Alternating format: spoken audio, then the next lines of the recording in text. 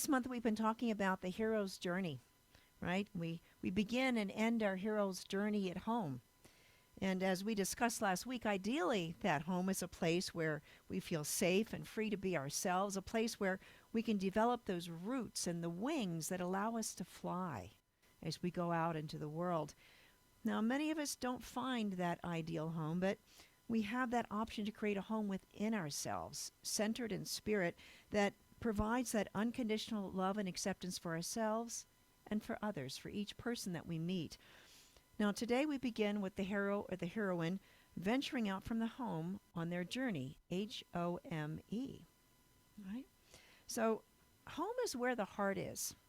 For Thanksgiving, we typically gather at home with our family and friends. We expect shared love and lots of great food and laughter, and we hope the day ends happily with full stomachs and renewal of familiar bonds and perhaps some football or the Macy's parade and some mostly some joyful memories, right? That's what keeps us coming back.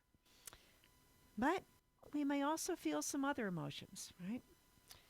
We visiting home may remind us of loved ones that have made their transition or left the family circle for whatever reason. Right?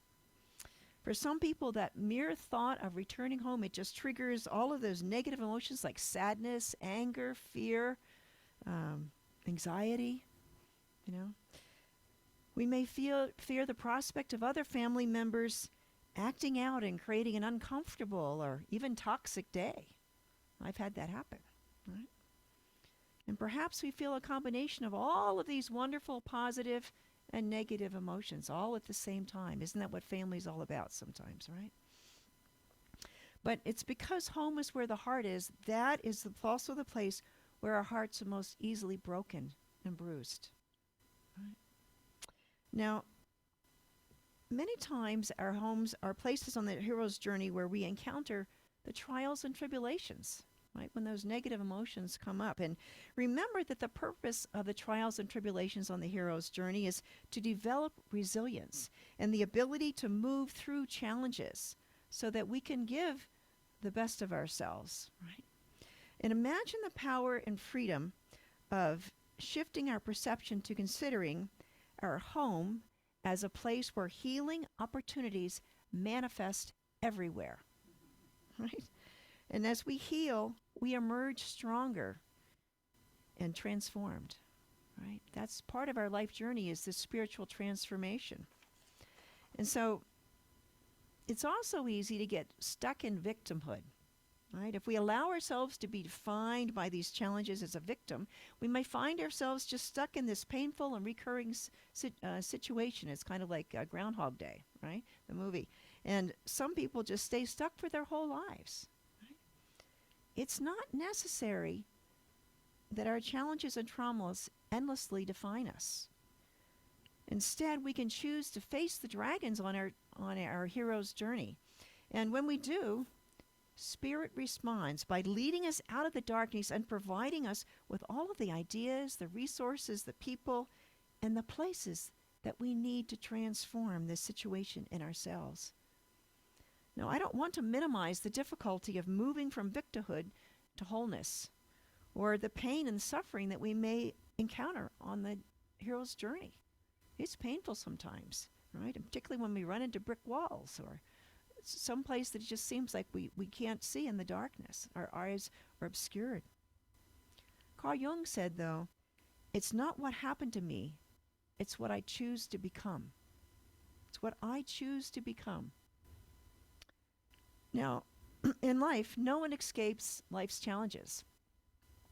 While the circumstances that lead to our wounds may be unique, the experience of pain is universal. The hardship or the wound can be anything, including actual physical injury or illness, an emotional abuse, or loss of one's earthly possessions, right? Or a cherished person in our life. But how we learn and choose to handle those challenges defines who we are and defines the trajectory of our lives into the future. It is through our personal wounds that we gain access to the inner strength that empowers, heals, and ultimately blesses us. Right? Carl Jung coined the term wounded healer to describe the archetype of those who transcend hardship and suffering and use their wisdom and understanding to help facilitate the healing of others.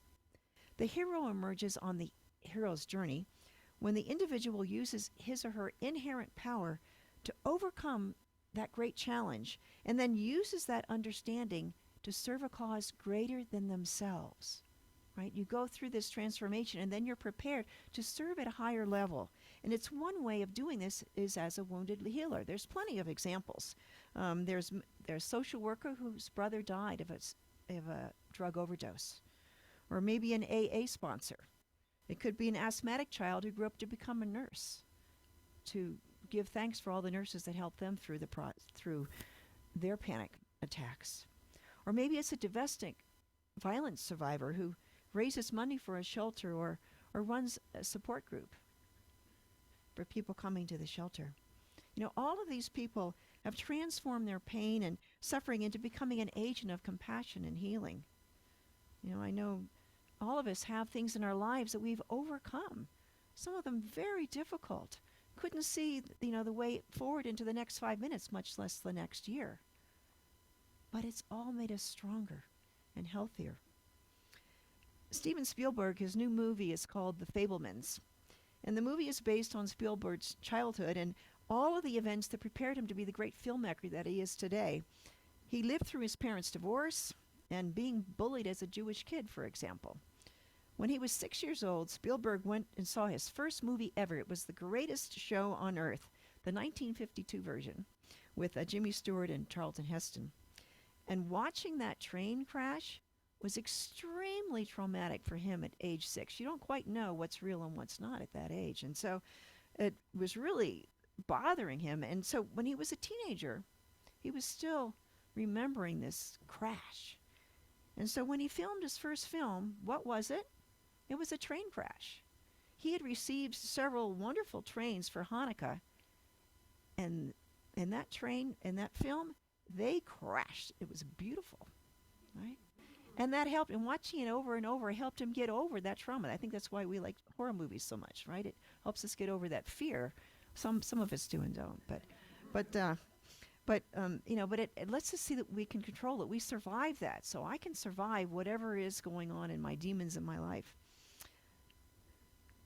Another thing that happens in our life is we have, most of us have what we call adverse childhood experiences, or ACE for short. There was a groundbreaking study in 1995 that was done by the Center for Disease Control, the CDC, and Kaiser Permanente San Diego office. They surveyed more than 17,000 Kaiser patients, and they asked each one if they had experienced any of 10 different ACEs before they each reached the age of 18. So see if you've had any of these in your life.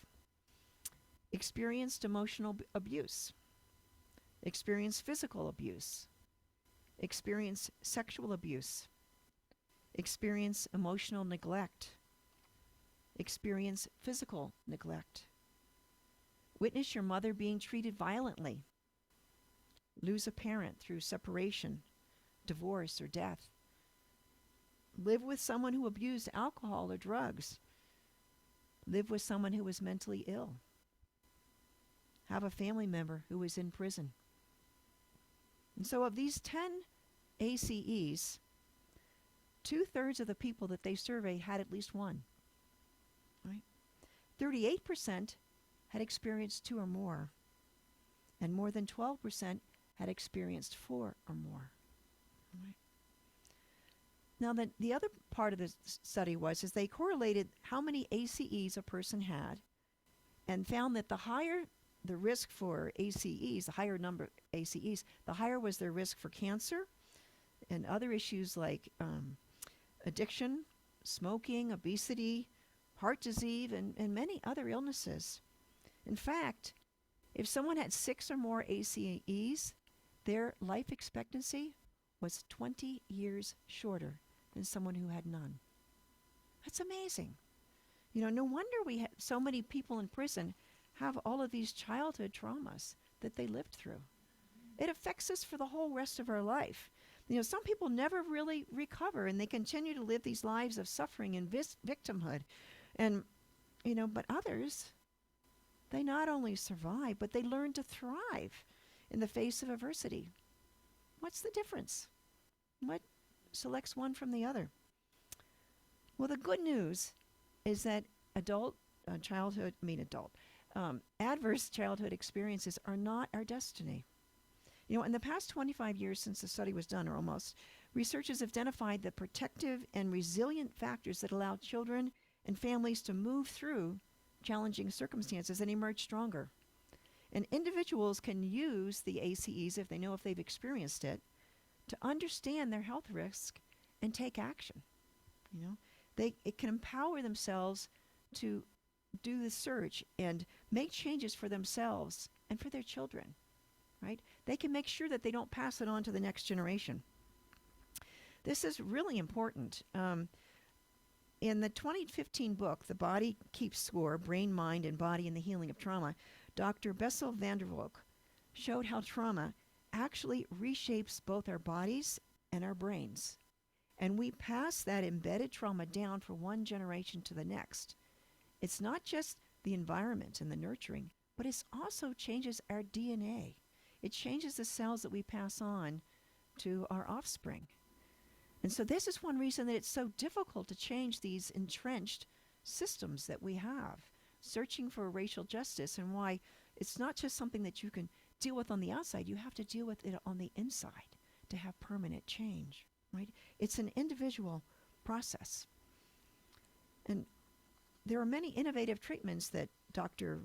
van der Kolk talked about in his books, and we recognize many of these: neurofeedback, meditation, sports, drama, yoga, aligning the body, mind, and spirit. And all of these activate the brain's natural neuroplasticity, which means that our brain we can reprogram those neural pathways in our brain. Right? Actually reprogram them. Perhaps the biggest factor then in overcoming life challenges for children and adults is the strength and quality of their social relationships and connections. Having a support system of family, friends, or even one person that they can trust can make a big difference, right? We talked a few weeks ago about Dorothy, when she out in the Wizard of Oz. And so she had the love and support of her friends, the Scarecrow, the Tin Man, and the Lion, as well as the supernatural intervention of Glinda, the Good Witch, right? So a trained therapist or spiritual guide can assist an individual to create a healthy environment and an inner consciousness of wholeness, right? Of connecting with that spirit within. A wonderful example that's made a big difference in our society is Oprah Winfrey. She is well known for overcoming the trauma of being raised by an abusive grandmother, right? And helping others to do the same. Lots of other trauma in her life. But she teamed with the renowned brain and trauma expert Dr. Bruce Perry in 2021 to write a book, What Happened to You? So as a child, the message that she had drilled into her brain by her grandmother was, what's wrong with you? When she was getting beaten, what is wrong with you? There was really, that's a really way to lower someone, just flatten them to the floor. Their self-image is gone. But she learned to replace that false and victimizing language with the non-judgmental, not what's wrong with you, but what happened to you? Doesn't matter whether you're a good person, but something happened to you. That's something we can overcome. It's temporary. It's ephemeral. And so the strength of this divine creation can rise above that. And this simple shift shows us how we can replace judgment with compassion, with understanding, and love. These are the divine gifts that sustain us through any challenge. And this shift is also important if we are to love and forgive ourselves. But it's equally important to pass on that healing to the next generation and to everyone else in our lives, right?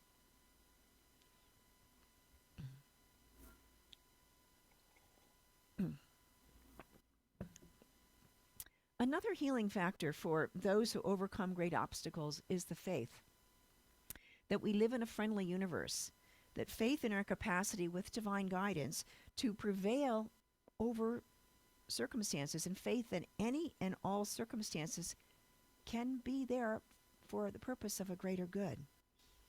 And then in the meditation this morning, Michael was reading about having that faith in the law of love, the law of good, right?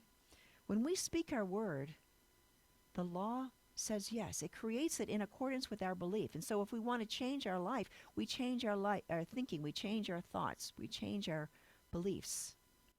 And our word changes to match that new thought.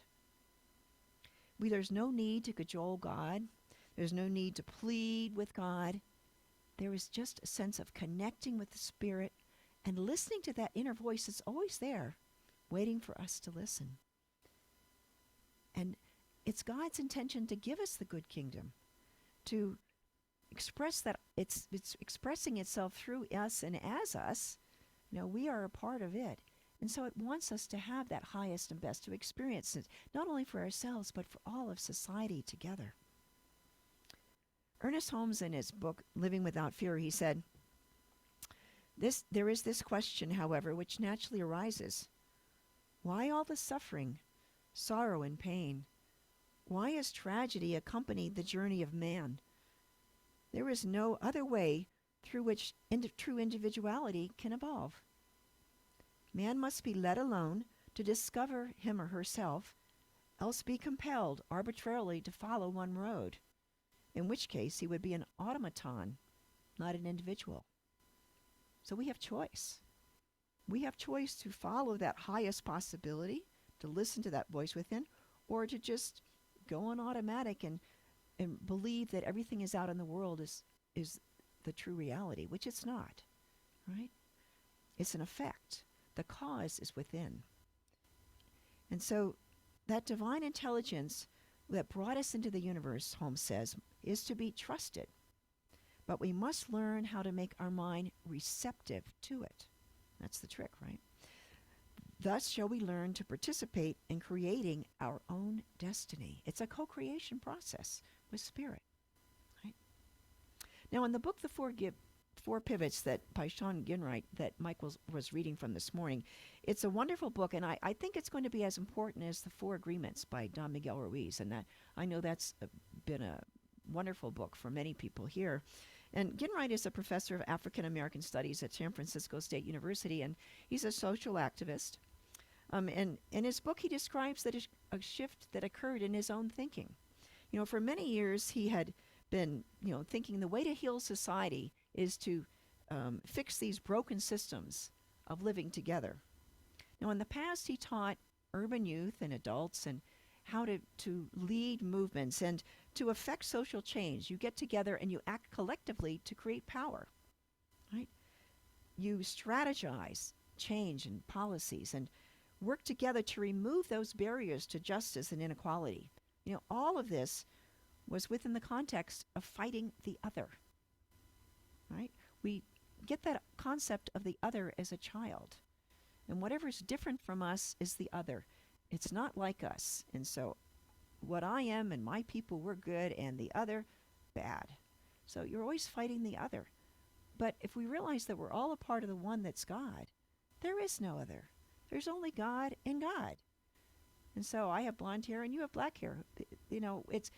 That diversity is important. I mean, all the colors of the rainbow, every color is important. You wouldn't want to smush it together to have only white or only black. We need all of the colors to have that full beauty, right? I mean, look at the colors and everyone in the audience here today, the clothes that we're wearing. It's this diversity brings real skills to the world, right? I think at our Thanksgiving dinner, I'm glad that we have turkey and gravy and bread and stuffing and broccoli and some desserts that are out there, right? It's all that wonderful cornucopia of all the things that come in together. Now, the limitation of that other approach is that it's like playing whack-a-mole, right? Every time you eliminate one problem, it comes up as another problem. And so you're just, beating them all, right? You remember that game? And so it just, you can't ever get them all, right? And so science of mind, we say that that's working at the law of effect rather than the level of cause, the level of mental equivalence and beliefs. That's where the real work happens. It's an inner job where it all starts. Now, Ginwright has come to believe that social change can only come by healing those root causes, that doing our individual work. He says eliminating things that harm us is not the same as creating things that heal us. Just like the absence of disease doesn't constitute health, nor does the absence of violence constitute peace. Simply ending these problems does little to cultivate the world we really want. Right? So we're going to make peace instead of making war. True change will come by doing our own inner work and embracing a healing-centered way of life, a heart-centered way of life, really, a sense of belonging and for ourselves and for our community. Dr. Martin Luther King called it the beloved community. Ginwright says the idea that we can create a deeper sense of connection or empathy is powerful because it forces us to leaning into new possibilities, different ways of relating, alternative ways of connecting. Right? It's not about forcing something out of our lives. It's about connecting and finding that we have common ground, that we actually have common goals. We are all part of humanity. Right? In Science of Mind, we teach the principles of oneness and unity, that there is no separation, no other, because we are all individualized expressions of the one life that is God. Right? So he's coming to the very things that we teach in Science of Mind. So we have a lot to offer.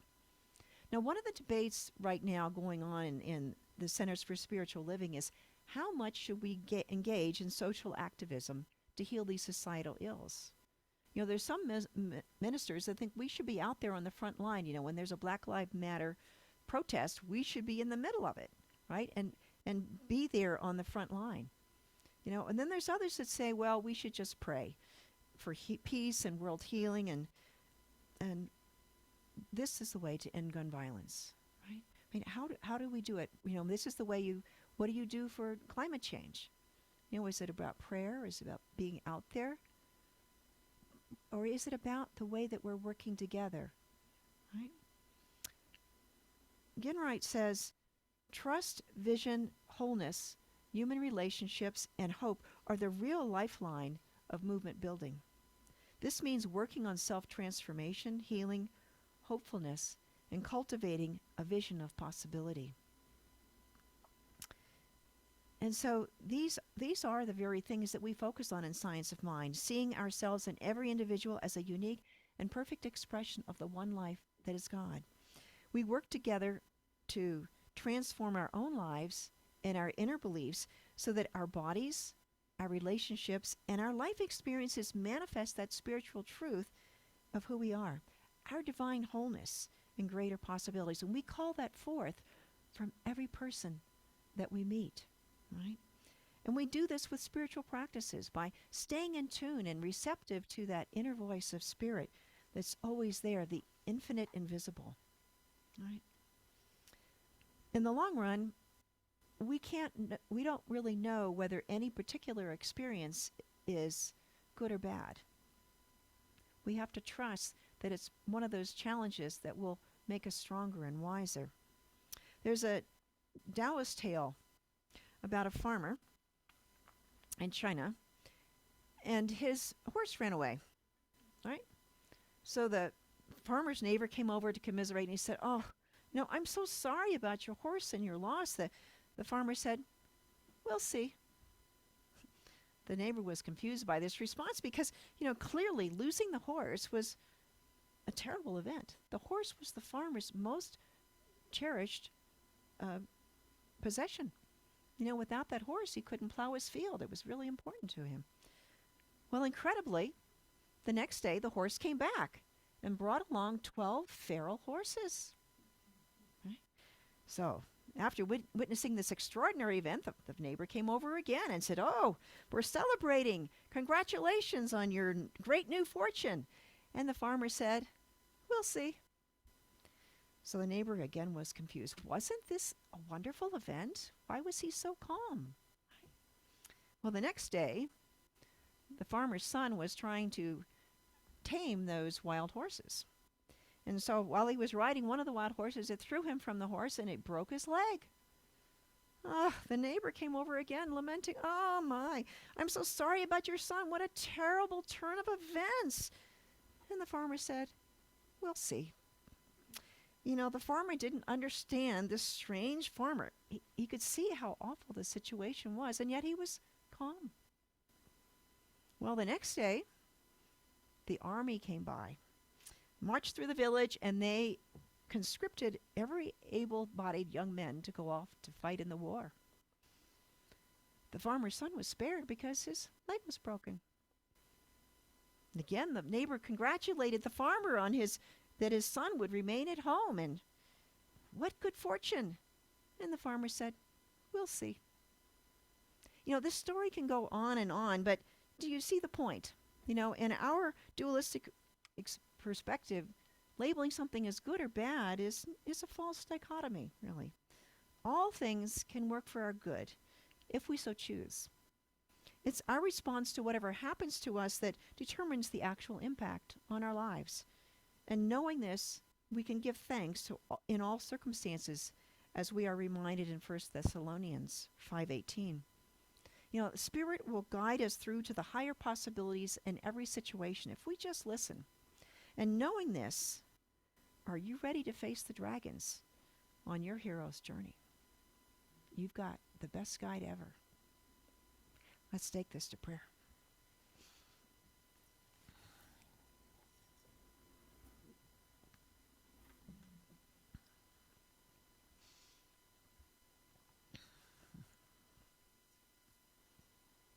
So as we go within,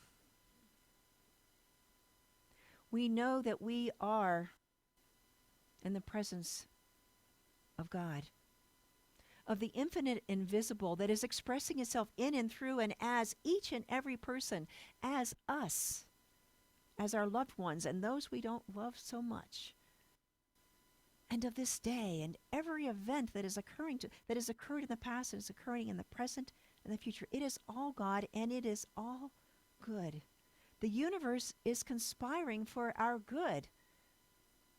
And so we let go of our fear. And we live in complete trust that Spirit has our back and our front. Our very being is Spirit in form. And so we let go and let God be the truth of who we are. And as we do, we let go of the small self and become the greater self that is empowered to be the gift to the world that the divine intends us to be. We share our greater self with the world. We learn to listen. We learn to create the beloved community with all the souls on this planet.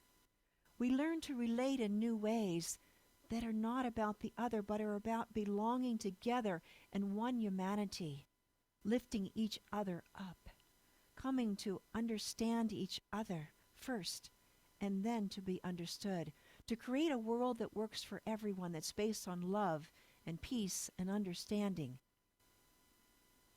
sharing mutual joy and wholeness, appreciation, just as we are and just as we are not. Allowing ourselves the freedom to be imperfect and yet striving to a greater and greater expression of the truth that we are, of the wholeness, of the higher possibilities. And we give that freedom to each other to be on our journey, to try and fail and to try and succeed together. We love and support each other. And on this day of Thanksgiving as it comes forward, we welcome each person at our table to be a part of that celebration of family, a celebration of that truth that unites us all and sets us free with love, unconditional love, creating a safe and sacred place in our family home and in this spiritual center, in our communities, and indeed throughout the world. Where there is war and violence, we let go of the need for it to continue, and we see that peace that is springing up forward, that is the truth within each being, that it allows them to shift and listen to that inner guide and to see other possibilities, to see new ways forward, to see ways of lifting each other up into higher and higher existence. I'm grateful for the love that blesses our families and all the trauma that each person has gone through, and that we call forth that wholeness and support them to move forward in a new life, to move away from victimhood, to be their greatest yet to be. I know that these divine blessings are everywhere present. I am so grateful to see them, to know them, to experience, and to share them with the world. Life is good. Love is all there is. And so we release these words, knowing that it is already done and even greater. And together we say, and so it And so it is. is.